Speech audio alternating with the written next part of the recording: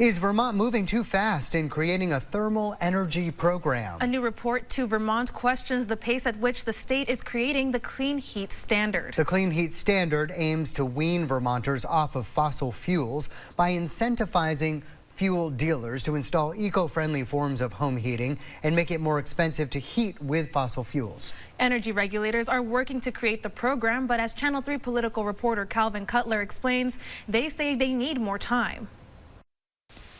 A progress report on creating the Clean Heat Standard. In a report to state lawmakers, the Public Utility Commission, who's designing the Clean Heat Standard, says they'll likely miss a 2025 deadline.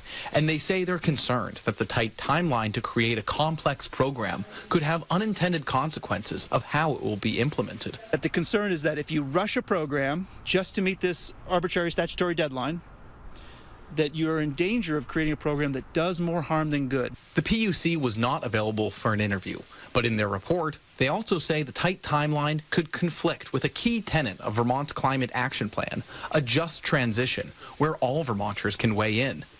Matt Cota represents Vermont fuel dealers. If we rush the process, we're in danger of harming our goals of climate equity and making sure that it doesn't create undue harm on those of moderate and low incomes. Supporters of the Clean Heat Standard say the legislature is working to address concerns of equity. When we consider the flooding over this last summer and the increase of natural disasters due to our human-created carbon emissions, we are also looking at a tight timeline that we can't control at this point.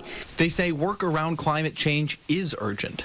State Senator Becca White says it's imperative that Vermont move quickly to meet the Clean Heat Standard's goal, getting people off of volatile fossil fuels. We're still independently experiencing the impacts of that system, even if we're not the main contributors to it. The Conservation Law Foundation, a backer of the plan, also tells us there's more ways than one to view equity, including breaking with the status quo of heating with fossil fuels, which will help in the long run. The Clean Heat Standard is the centerpiece of Vermont's climate action plan, legally mandated under the Global Warming Solutions Act, which sets benchmarks for reducing carbon emissions up to 2030. But we're still years out from the Clean Heat Standard.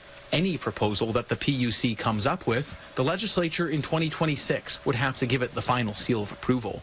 Reporting in Montpelier, Calvin Cutler, Channel 3 News.